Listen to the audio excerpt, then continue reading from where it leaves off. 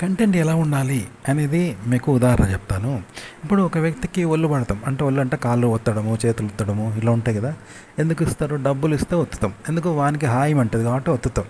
మనకు డబ్బులు వస్తాయి, అంతే కదా. అంతేగాని మనకు హాయం అనేది కదా, వాళ్ళకి హాయం అంటది, అది మనకు తెలియదు. కేవలం అతను ఒళ్ళు పట్టమంటే పడతాం, దీనివల్ల మనకు డబ్బులు వస్తాయి కదా. కానీ ఇదే విధంగా మీరు శృంగారంలో ఒక స్త్రీని తడమడము, ఒళ్ళు తడమడము తెలుసు కదా. ఏమేం చేస్తారు? అవయవాలు కొన్ని ఉంటాయి, అవయవాలు తడమడం అనేవి ఉంటాయి, ఒత్తడము, పిసకడం ఇవన్నీ ఉంటాయి. ఇవన్నీ చేస్తే నీకేమొస్తుంది? నీకు ఆనందం కలుగుతుంది. సరే, ఆమెకు కూడా కలుగుతుంది అనేది తర్వాత. ముందు నీకు ఆనందం కలుగుతుంది కదా, అందుకని విసుకుతావు. కానీ నీకు ఏ ఆనందం లేదు, అలాంటప్పుడు ఆమెకి ఎందుకు విసుకుతావు? అలా విసుకుతే ఆమెకు కూడా కలుగుతుంది, కానీ నీకు కలగదు. నువ్వు పొందకుండా కేవలం ఆమె కోసమే విసికినావు అనుకో, ఆమెకు అద్భుతమైన ఆనందం కలుగుతుంది. కానీ ఇక్కడ ఏంటంటే మగవానికి ఏం రాదు కాబట్టి నీ స్వార్థం కోసం, నీ కోరికల కోసమే విసుకుతావు. అంతేగాని అవి లేకుండా పిసికితే నీకేం రాదు. ఆమె కలిగేది కూడా నీకు తెలియదు, అది ఆమెకు మాత్రమే పర్సనల్గా తెలుస్తుంది. అలాంటప్పుడు నువ్వు ఎందుకు వస్తావు? కనీసం డబ్బులు కూడా ఇయ్యేది కాబట్టి వస్తావు కదా. కానీ అలా వత్తితే నీకేం రాదు, ఆమెకు వచ్చేది ఏంది అనేది తెలియదు, కానీ ఆమెకు వస్తుంది, ఆనందం కలుగుతుంది. చూసావా? ఇక కంటెంట్లో ఉన్న మహిమ ఇది.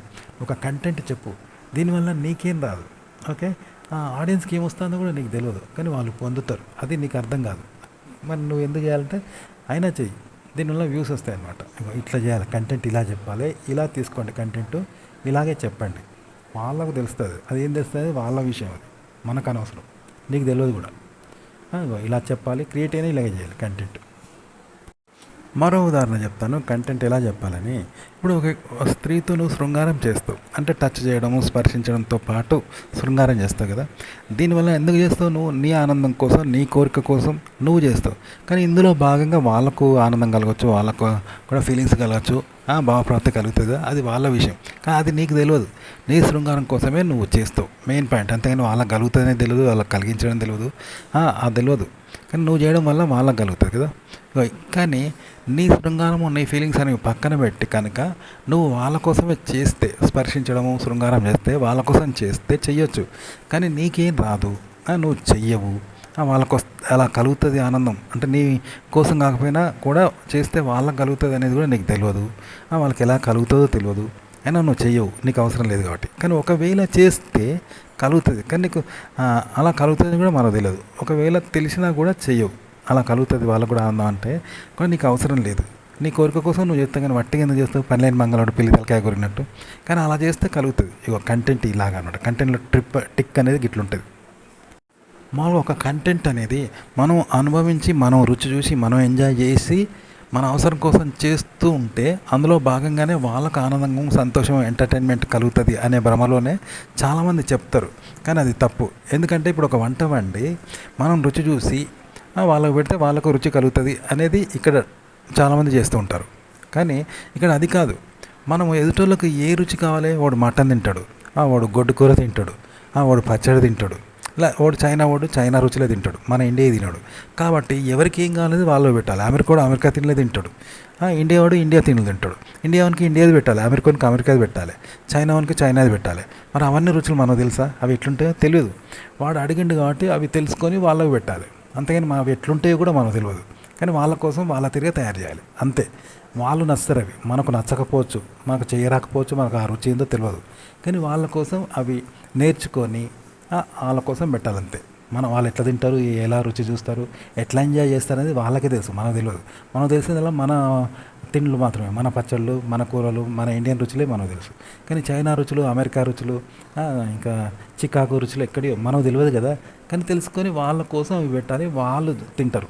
అంతెందుకు, ఇప్పుడు సినిమాలు ఉన్నాయి, తెలుగు సినిమా మాత్రమే మనకు తెలుసు, కానీ తమిళ సినిమా మనకు తెలుసా? తమిళది తమిళుడు చూస్తాడు, అలాగే హిందీ సినిమాలు హిందీలు చూస్తారు, మనకు తెలియదు. అంత మాత్రాన కేవలం తెలుగు సినిమాలే పెడతాము, అందరికీ తెలుగు సినిమాలు చూపిస్తే హిందీడు చూస్తాడా? హిందీకి హిందీ సినిమాలు పెట్టాలి, తమిళకి తమిళ సినిమాలు చూస్తాడు. అట్లా అంటే ఎవరికి కావాల్సిన సినిమా వాళ్ళ భాషలో పెడితే వాళ్ళు చూస్తారు. కానీ మనకు రాదు కాబట్టి మనకు రానంత మాత్రాన వాళ్ళని వదిలేసి మన సినిమాలు మాత్రమే అందరికి పెడితే చూడరు. మనకు నచ్చిన తెలుగు సినిమాలు తమిళోనికి, హిందీకి, కన్నడకి, గుజరాత్కి తెలుగు సినిమాలో పెడితే ఎట్లా? మనకు నచ్చినంత మాత్రాన వాళ్ళకి నస్తాయా?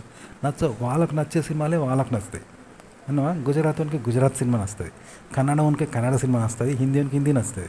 అంటే వాళ్ళ సినిమాలు వాళ్ళే పెట్టాలి, అంతే. అవి మనకు రావు, ఆ భాష రాదు, మనకు నచ్చదు, మనకు ఇష్టం లేదు. వాళ్ళ కథలు, వాళ్ళ సిట్యువేషను, వాళ్ళ హీరోలు వాళ్ళకు నచ్చుతారు, మనకు నచ్చరు. అయినా వాళ్ళ కోసం వాళ్ళకు పెట్టాలంటే కంటెంట్ ఇలా చేయాలి. అయితే ఉదాహరణ చెప్తాను. ఇప్పుడు టీనేజ్ పిల్లలు ఉంటారు కదా, 18 ఇయర్స్ 19 ఇయర్స్ పిల్లలు ఉంటారు. వాళ్ళ కోసం ఏ సినిమాలు తీస్తారు సార్? బూత్ సినిమాలు తీస్తారు. పెద్దలకు మాత్రమే, 18 ఇయర్స్ వాళ్ళకు అని కొన్ని బూతు, అశ్లీలము, శృంగారము, తెలుసు కదా, బూతు సినిమాలు ఉంటాయి, పెద్దలకు మాత్రమే ఉంటుంది. అవి పోతారు. వాళ్ళు ఎవరు? 18 ఇయర్స్ పిల్లలు మాత్రమే పోతారు. సరే, ఆ కథలు ఎట్లుంటాయో మీకు తెలుసు. బూతు కథలు, అక్రమ సంబంధాలు, ఇలాంటివన్నీ ఉంటాయి. గలీజేవారు అంటే ఒక కుటుంబ సమేతంగా చూడకుండా ఉంటాయి. కానీ అవి టీనేజ్ పిల్లలు చూస్తారు. కాబట్టి వాళ్ళ అభిరుచి తెలుసుకొని వాళ్ళ కోసం చేస్తారన్నట్టు. అంతేగాని ఎవరితో ఇంట్రెస్ట్తో చేయరు. ఆ ప్రొడ్యూసర్ అభిరుచి కాదు, ఆ డైరెక్టర్ ఇంట్రెస్ట్ కాదు అది. ఆ టీనేజోడు ఎవడైతే ఉన్నాడో వానికి అది కావాలి, కాబట్టి వాని కోసం వానికి నచ్చేలాగా చేస్తారు. ఇంకో ఉదాహరణ ఇద్దాం. ఇప్పుడు చిన్నపిల్లలు ఉన్నారు. చిన్నపిల్లల్ని ఆడించాలంటే పెద్దోళ్ళు వేసుకునే జోకులు అయితే చిన్నపిల్లలు అవుతారా? చిన్నపిల్లలకు మనం ఎట్లా ఆడిపిస్తాము? చిన్న పిల్లల్ని అలా ఆడిపిస్తాం కదా. వాళ్ళకి నచ్చుతుంది కాబట్టి వాళ్ళ తిరిగినే ఆడిపిస్తాం కదా. అట్లాంటి ఎవరికి ఏది కావాలనేది వాళ్ళ కోసం చేయాలి. కానీ మన తీరులో మనకు నచ్చింది వాళ్ళకు నచ్చుతుంది అని అలా పెట్టడం అనేది సరైనది కాదు. మనకు నచ్చింది వాళ్ళకు నచ్చదు, వాళ్ళకి నచ్చింది మనకు తెలియదు ఇక్కడ. కాబట్టి వాళ్ళకి ఏది నచ్చుతుందని తెలుసుకొని వాళ్ళ కోసం పెట్టాలి కంటెంట్. వాళ్ళు నచ్చుతారు, వాళ్ళు ఎంజాయ్ చేస్తారు, అంతే. మనకు వ్యూస్ వస్తాయి. ఇది టెక్నిక్. ఇక్కడ ఈ టెక్నిక్ కనుక యూజ్ చేసి మీరు కంటెంట్ తయారు చేస్తే, లేదా ఎక్కడి నుండి విషయాన్ని సేకరించి యూట్యూబ్లో కానీ, లేకపోతే గూగుల్ నుండి కానీ, టీవీలో నుండి కానీ సేకరించి కాస్త మార్ఫింగ్ చేసి జనాలకు నచ్చేలాగా పెట్టండి. మీ ఆడియన్స్ను దృష్టిలో పెట్టుకొని, జనాలను దృష్టిలో పెట్టుకొని వాళ్ళకు నచ్చేలా పెట్టండి. మీకు నచ్చడం కోసం, మీ ఇంట్రెస్ట్ కోసం, మీ ఆనందం కోసం, మీ ఎంటర్టైన్మెంట్ కోసం చేసి వాళ్ళట్లనే ఎంటర్టైన్మెంట్గా ఫీల్ అవుతారు అని ఆలోచించడం అనేది కరెక్ట్ కాదు. వాళ్ళు ఏమి ఎంటర్టైన్మెంట్ అవుతారు అనేది మనకు తెలియదు, కానీ వాళ్ళ కోసం వాళ్ళలాగా క్రియేట్ చేయండి. అప్పుడు వాళ్ళు చూస్తారు. అంటే ఇప్పుడు నువ్వు కన్నడ సినిమా తీసి పెడితే కన్నడకి నచ్చుతుంది, కానీ తెలుగు సినిమా పోయి వానికి చెప్పి పెడితే నీకు నచ్చినంత మాత్రం వానికి అర్థమవుతుందా? కాదు కదా. కన్నడకి కన్నడ సినిమా తీయాలి. అలా ఎవరికి అనేది ఆడియన్స్ని బట్టి, వాళ్ళ స్వభావం బట్టి వాళ్ళ తిరిగా మీరు కంటెంట్ తయారు చేయండి. అలా చెప్పండి.